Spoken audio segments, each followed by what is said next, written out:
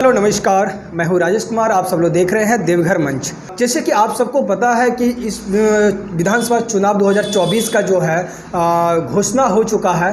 पहला चरण 13 को है और दूसरा चरण 20 को है। तो देवघर से जो टिकट मिलने का जो संभावना था, सभी युवाओं में, क्षेत्र की जनताओं में जो एक आशा था कि इस बार युवा चेहरा हमारे बीच आएंगे और देवघर का क्रियाकलाप जो है पूरा चेंज करेंगे। तो ये सारी बातें अधूरा रह चुकी हैं, क्योंकि ऊपर से जो बीजेपी का लिस्ट चलकर आई है जिसमें तूफान मेहता जी का नाम कट चुका है, यानी पुराना जो कैंडिडेट है फिर से भाजपा ने उनको टिकट दिया है। इसको लेकर क्या कुछ कहेंगे, हम इनसे आज बातचीत करेंगे। तो सबसे पहले आपको हमारे देवघर मंच में बहुत बहुत स्वागत है। आपको भी बहुत बहुत धन्यवाद कि आपने हमसे अपना विचार मांगा है।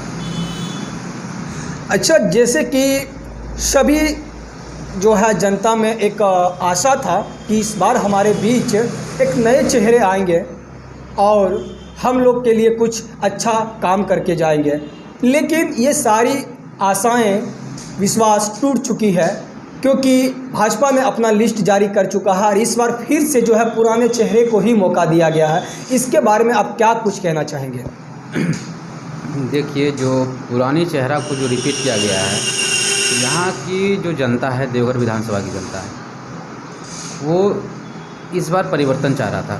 ये आप लोग भी अपना सर्वे टीम के द्वारा देखे होंगे।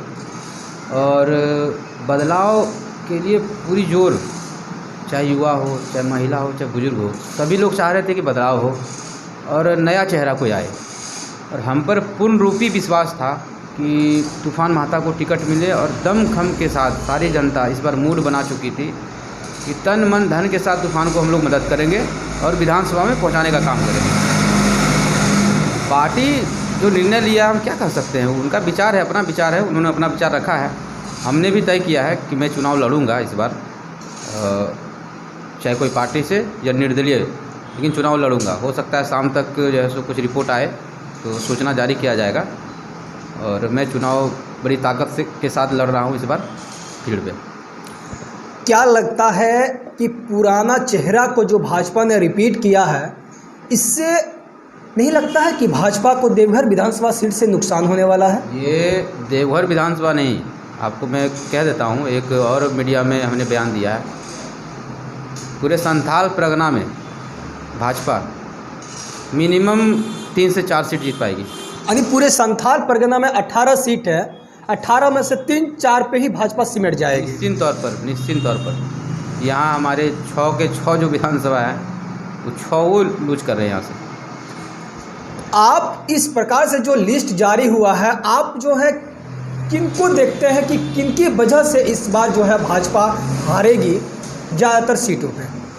देखिए, ये कहना ठीक नहीं होगा, लेकिन हाँ कहते हैं कि प्रदेश स्तरीय पर जो सर्वे जो करके जाती है, पार्टी की जो पहचान प्रत्याशी प्रदेश करती है, उसमें बहुत सोच समझ के ही करती होगी। इसी कारण से दोबारा मौका मिलता है अगला को।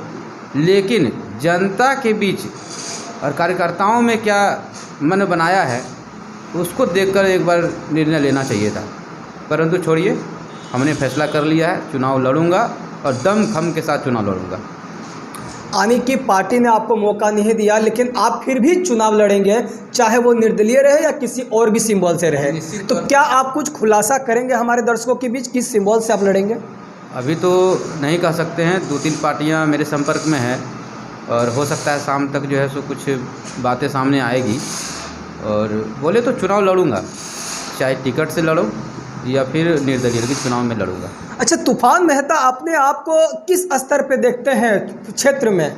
क्या लगता है कि अगर निर्दलीय चुनाव लड़ेंगे तो आप सामने में एक बीजेपी है और दूसरा में है एक राजद, तो टक्कर दे देंगे?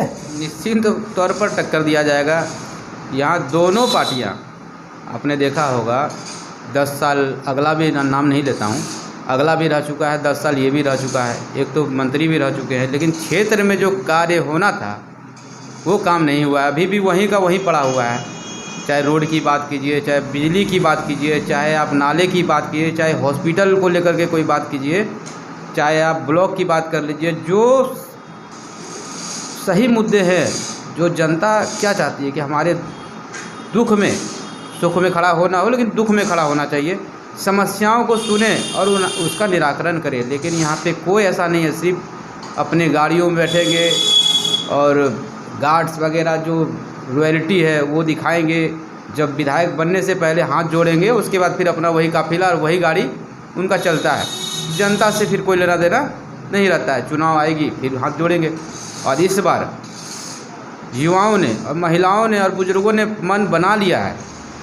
इस बार हम लोग बदलाव चाह रहे थे और मुझे प्रत्याशी जनता ने बनाया है। मैंने कभी प्रत्याशी नहीं लिखा है। आपने देखा होगा सोशल मीडिया पर या कहीं इतना बड़ा बड़ा होर्डिंग जो लगा, कहीं मैंने प्रत्याशी नहीं लिखा था।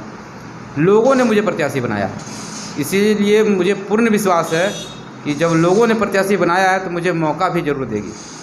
अच्छा, देवघर में जो आपने समस्या बताया, इसमें समस्या सबसे बड़ी देवघर में एक पानी का भी है, क्योंकि हमारे चैनल के माध्यम से बहुत सारे ऐसे जनता है जिन्होंने कमेंट किया और हमेशा करते हैं कि देवघर में पानी की समस्या ज़्यादा है। क्या लगता है तूफान मेहता जब जीत जाएंगे तो इस समस्या को आप निदान करेंगे? निश्चित तौर पर शहर की जो स्थिति है, शहर में पानी की समस्या सबसे बड़ी समस्या है। जो दोनों जो रह चुके हैं उन्होंने कभी इस पर कोई बात अपना नहीं रखा है, ना काम किया है।